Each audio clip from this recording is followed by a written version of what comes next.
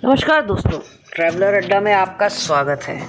आज हम आपको लेके जाएंगे दिल्ली से 350 किलोमीटर दूर एक ऐसी जगह जहां आपकी आंखों को तो सुकून मिलेगा ही और आपके दिल और शरीर को भी सुकून मिलेगा। आइए चलें पंच प्रयागों में सर्वश्रेष्ठ देवप्रयाग की सैर पर।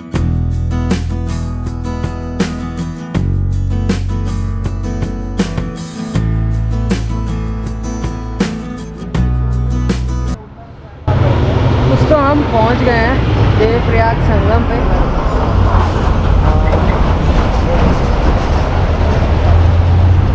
ये है संगम, एक तरफ है भागीरथी और एक तरफ है अलकनंदा, यहीं से बनती है गंगा। भागीरथी आ रही है गंगोत्री गौमुख से। इसको लाए थे राजा भगीरथ पितरों को उतारने के लिए। ये अलकनंदा आ रही है बद्रीनाथ से। इसमें 5 गंगा और मिलती है। मंदाकिनी 2013 में जो आप आए थे केदारनाथ में, मंदाकिनी रुद्रप्रयाग में मिलती है। अलकनंदा के साथ में पिंडर गंगा मिलती है कर्णप्रयाग में, मंदाकिनी मिलती है नंदप्रयाग में, विष्णुप्रयाग में मिलती है धौली गंगा, और बद्रीनाथ माना हमारा जो भारत का बॉर्डर है भीमनी से के केशवप्रयाग बोलते हैं इसको। सरस्वती आपको वहीं दिखाई देगी।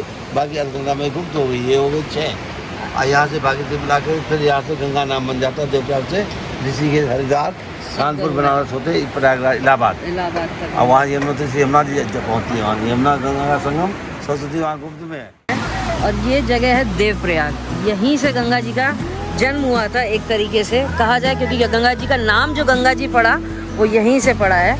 ये आप देख रहे हैं मटमैले रंग से, ये अलकनंदा है, और ये जो रौद्र रूप में ये भागीरथी नदी है, और ये गंगोत्री से निकलती है भागीरथी, और यहाँ मिलन होता है और यहीं से गंगा जी बनती है। गंगा जी का नाम देवप्रयाग से पड़ा है गंगा जी।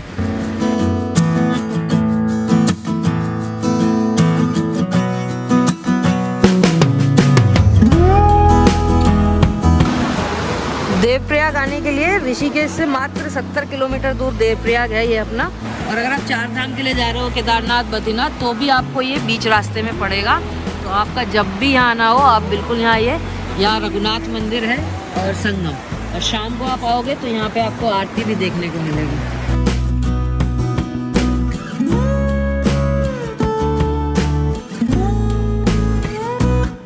ये वही स्थान है जहाँ ब्रह्मा जी को सुदर्शन चक्र प्राप्त हुआ था। जी हाँ, ब्रह्मा जी ने यहाँ कठोर तपस्या की थी लगभग 10,000 साल तक। तब भगवान विष्णु जी ने प्रसन्न होकर उन्हें अपना सुदर्शन चक्र दिया था। ये वही स्थान है जहाँ अलकनंदा और भागीरथी अपना नाम त्याग कर देवी गंगा के रूप में प्रकट होती हैं। और मैं आपको बताऊं, ये वही स्थान है जहाँ भगवान श्री राम ने ब्रह्म हत्या से मुक्त होने के लिए यहाँ स्नान किया था और शिवलिंग की स्थापना की थी।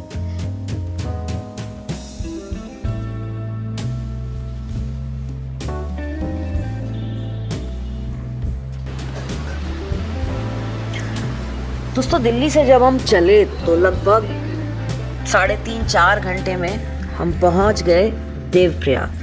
देवप्रयाग की दूरी ऋषिकेश से 70 से 71 किलोमीटर दूर है।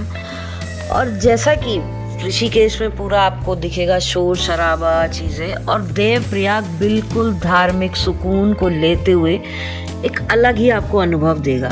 या कहें कि अभी ये बाहर की मेट्रो सिटीज़ की तरह भरा नहीं है।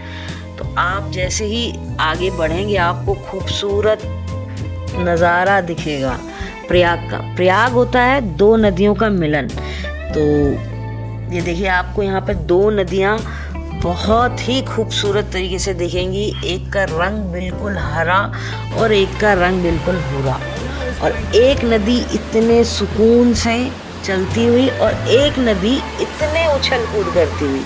आपको पता है, इसी वजह से इन नदियों को सास बहू भी कहा जाता है।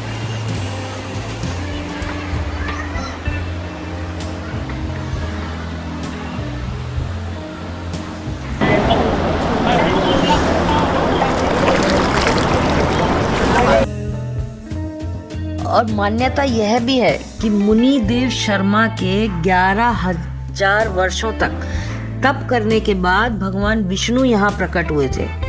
उन्होंने देव शर्मा को त्रेता युग में देवप्रयाग आने का वचन दिया था और तब भगवान विष्णु राम के अवतार में देवप्रयाग आए थे और अपना वादा निभाया था। कहते हैं कि श्री राम ने मुनि देव शर्मा के नाम पर ही इस स्थान को देवप्रयाग नाम दिया। देवप्रयाग के अंदर बहुत सारे आपको शिवलिंग और मंदिर मिलेंगे और यहाँ तक भी कहा जाता है कि गंगा जल के अंदर भी एक शिवलिंग मौजूद है।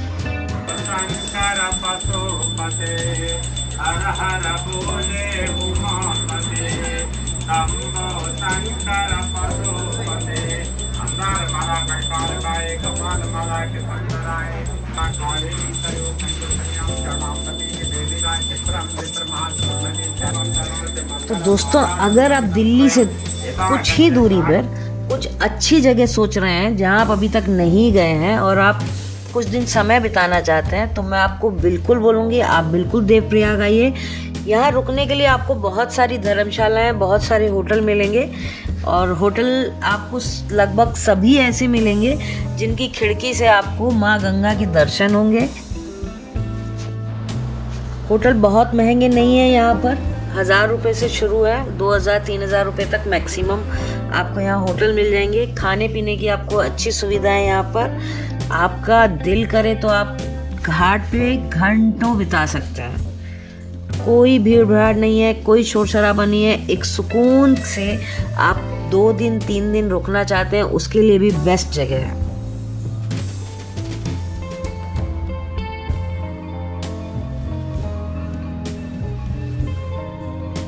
दोस्तों, बने रहिए ट्रैवलर अड्डा में और अगर आपने अभी तक चैनल को सब्सक्राइब नहीं किया है तो बिल्कुल कर लीजिए, क्योंकि आगे भी हम आपको बहुत बेहतरीन जगहों पर लेके जाएंगे।